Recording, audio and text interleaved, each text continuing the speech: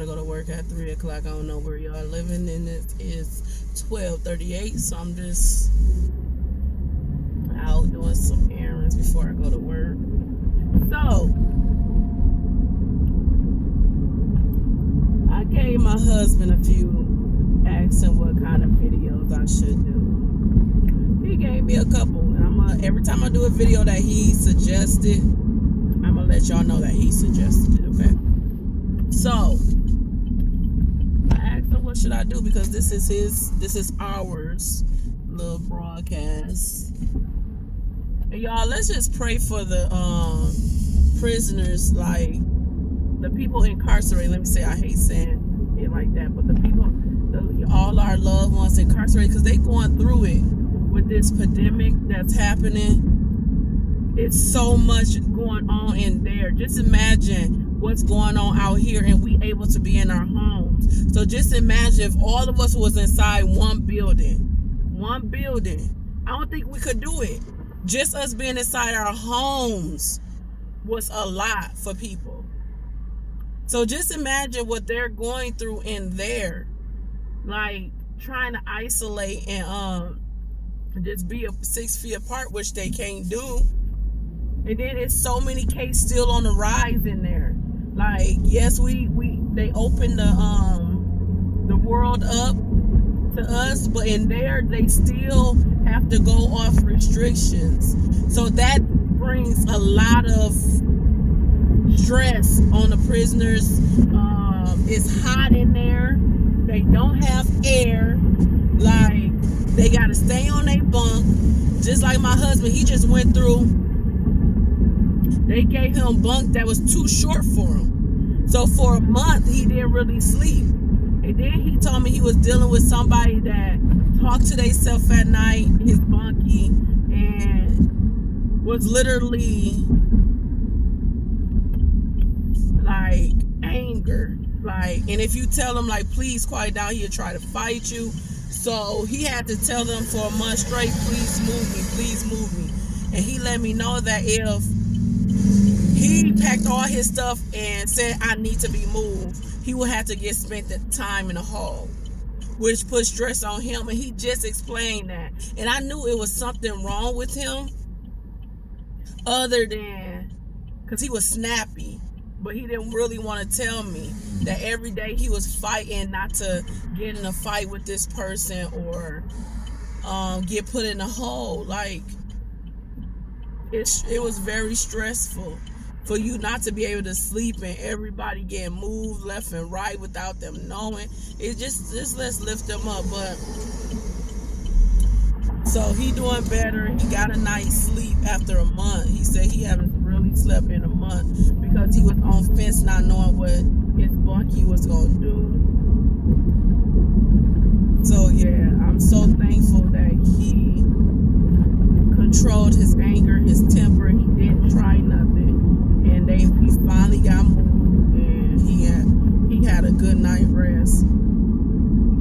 But what he wanted me to talk about is,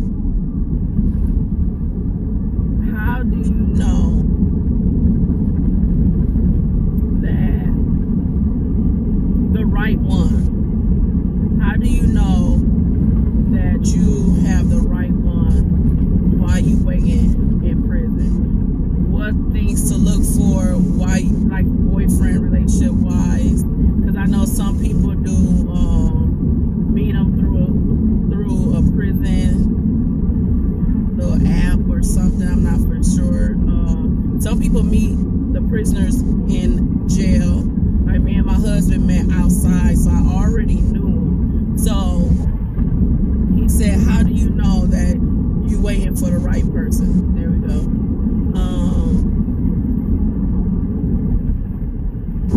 And everybody asks me, how do I know? Like, they separate the prisoner and somebody out here. Like, you dating outside of prison. I don't think it's a big difference, because just from my experience, this is all from my experience, we see the signs. I seen the signs in every bad relationship. I just ignored the signs because I needed somebody real bad I wanted affection. If I had a piece of man, that was all right. I seen all the red flags and everything. So I feel like we see them, but we don't wanna see them. We don't wanna be like, dang, this ain't right. Let me tell them, because we're so scared of them leaving. That's a man or a woman. Just like I said, you gotta have boundaries.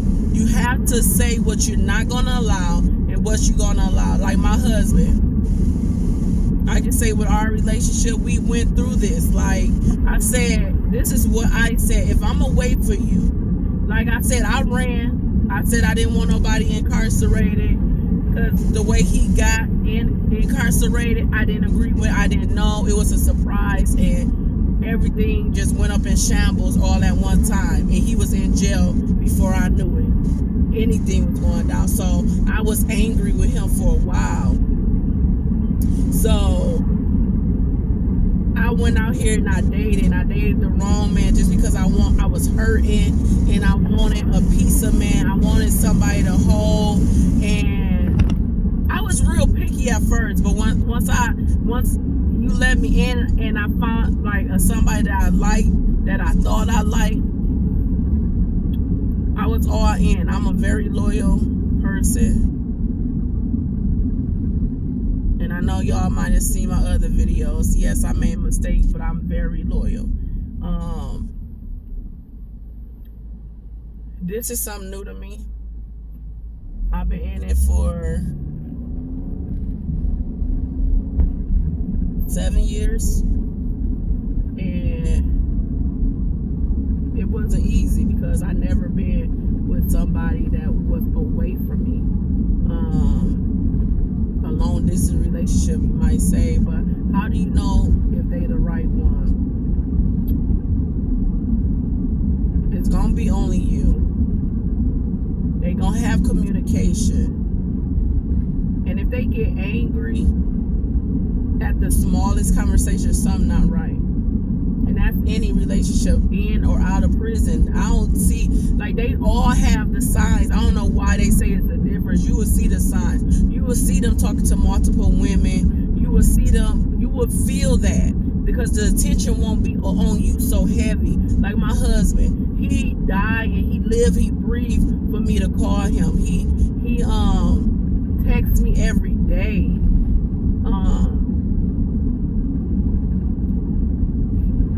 When I go see him, I ask him questions like, are you, because y'all,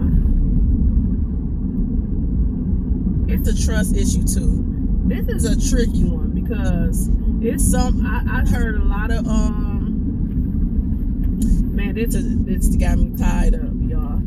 It's I heard of a lot of people with prisoners, wives, husbands. Some talk to multiple people. I don't see how they had the time to do that. My husband is enough.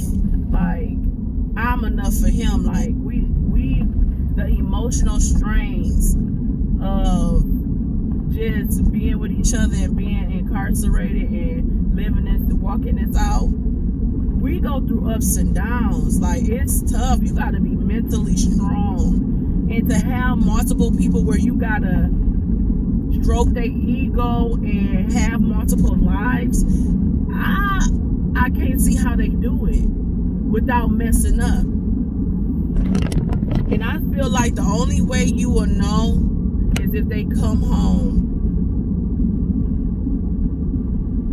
and leave you, or they come home and be mean to you. They really didn't want you. But I feel like whatever they do to you in there, they're going to do to you out here. If they loving on you in there, and they adoring you and lifting you up and praising you in there, they're going to do it out here.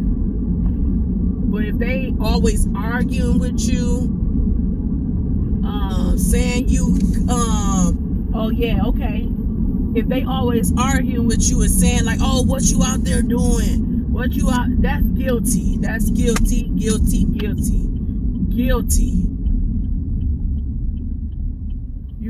That is so guilty.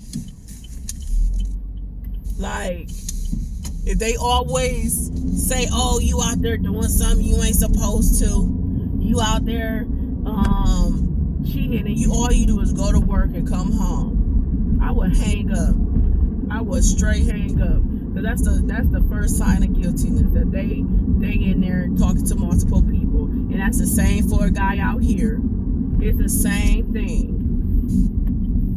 It's the same thing. If they not uplifting you, and y'all having good I ain't saying every conversation gonna be all bad or all good. It's not. Every conversation you go through things. Like, you got fears. Like my thing is trust. My husband broke my trust by going in there. So now I'm like, what are you doing? You better not be doing nothing you ain't supposed to. That's something I have to deal with. That's something that it was a trust broken. But he don't be like, oh, what you doing out there? Even though I broke his trust, he don't be like, you out there doing something you ain't supposed to, every freaking conversation. No, he don't. We both work on trusting each other, and we'll talk about it. We do talk about it. And we call to the phone like, hey, I'm dealing with this issue. We be like, I'm dealing with this issue. So if he constantly saying that you out here cheating, you ain't this, you ain't that, my husband never called me out my name. He never called me out my name at all. He never demolished my character. He never say I ain't this, I ain't never gonna be that. He never spoke bad up on me. He always praised me. It's me that start like getting hot tempered because of stress. But we always come back and be like, I be like, why did I just blow up like that off some? Or he be like, we trying. If you don't feel like they trying, it's something not right. It's something not right. So I'm just gonna tell you like this. Number one, if he talking about you and he not building you up mentally, physically, spiritually, telling you everything gonna be all right, everything's gonna be okay, showing you that he's trying in there, showing you that he's doing everything he can to, when he get out, that he's gonna have something under his belt, like either going to school, either going to classes, either just GED program, getting his GED if he ain't got it.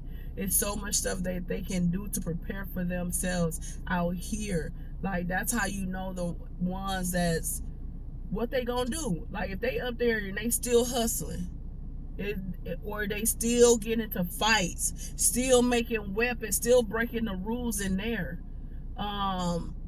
you got to worry about them. Like, I had to literally see my husband change. And like, he sent home books and stuff, his little papers, because his little cubby got overfilled. And I really went through there. It was like, let me see what he's writing about, what he's talking about, what he's reading about.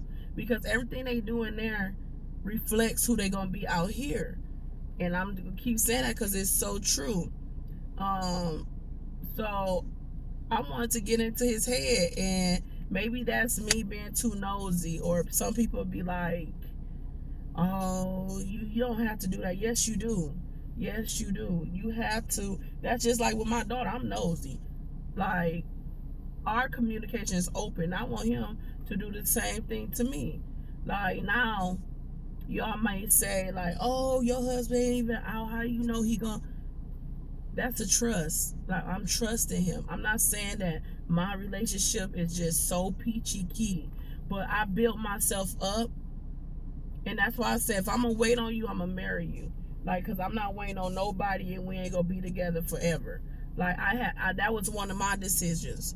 That's not everybody's decision. I'm not saying my husband is a saint, because we all go through ups and downs. But I know him. I talk to him, and I'll tell him what I'm gonna allow, what I'm not gonna allow, how he gonna speak to me, how he gonna treat me, and I had to build that up through other relationships of talking about how I want to be treated, talking about what I'm gonna allow you to say to me. If you ain't speaking life over me, you cannot speak to me. And that's the same goes for my husband. And he told me he want a woman that's gonna uplift him. And if I become angry or if I become frantic, he be like, hey, no, that's not how I'm gonna allow you to treat me. So it go both ways. And that's one thing that you need to know, that if a man just wants you in there to just provide, and always asking you for money, always just wants you to provide for him, that's what he's gonna do out here. Like the same thing. I feel like that's a red flag. That's a red flag. Like, yes, you provide for him. Yes, you supposed to do for him. But if you don't got it and they get angry, something wrong with that picture. Something wrong with that picture. Because every day you ain't gonna have it. You still gotta pay bills out here for a home. So that's something to look for. And it's all about, every relationship is different because everybody meet a loved one that's incarcerated different ways. Just like I said, I knew my husband before he went in there, and how he treated me out here before he went in there helped me forgive him for what he did to get in there. Did you get that? How he treated me out here, the time that we had together was so memorable. It helped me to forgive him for what he did to get in there. And I went and dated other people, but none of these men observed what he did for me in that short period of time. He set a standard so high that I was like, what am I doing? That's the love I want. That's the love I remember. Like, he the one who loved me, like truly loved me. And I had to go through a couple of bad relationships to even see it, because all I seen is what he did wrong. Oh, he left me, he got incarcerated. I was one of them ones too. I was so hurt, so I don't want him. Nope. But then I was like, dang, I'm going through all these bad relationships. I might as well just sit and wait for him, because when he was out here, he was so good to me. Like, I didn't want for nothing. I didn't have to lift a finger. My gas was in the car before I went to work. And if it was icy, he'd clean my car up. I'm talking about, I went to work at like 5 a.m. I had to be out. And he'd get up before me, go fill my tank up if it wasn't filled. He would clean off my car, have it hot for me, the heat on. All I had to do is jump in. He was like, you go to work. He won't wake my daughter. He said, I'm taking her to daycare. Then I'll call. He was like, I didn't have to do nothing, so she here with me. That's not even his child. It's the things he did for me that showed me this is his family. So that's how you know he did memorable stuff. Like, when I came home, the house was spotless. He brought me lunch. He cared. Anything I wanted, my husband provided when he was out. And I said, and then even when our businesses, he was right there by my side. If I wasn't sleeping, he wasn't sleeping. We passed out together. He was right there by my side when we found our house. We was out every day. When I met him, there was not a day that went by we weren't together. If you saw me, you saw him. If you saw him, you saw me, unless I was at work and he was at work. So that was memorable for me. Like, he treated me how I wanted to be treated. That no man, that I didn't even know I needed. I thought he was too soft at first. I thought I wasn't good enough for that. I was like, man, we don't do that. You ain't gonna argue with me. You ain't gonna do this. And he like, I don't do that, April. He showed me what a man was supposed to be. how he's supposed to love me. He never hit me. If I wanted to argue, he never argued with me. He'll walk away before he argued with me. And that calmed me down. So that was memorable. If they ain't making it memorable for you, and even if we get in the toughest arguments in here, I go back to the moments like he's still my better half. He's still the man that I want to be with. So let them make it memorable. They supposed to uplift you. They supposed to treat you like the queen that you are. No matter what you look like, you sound like, no matter how mad you get at them, they not supposed to get mad. Like, I see some people, you get in an argument because you don't agree and they leaving you. Like, every day ain't gonna be good.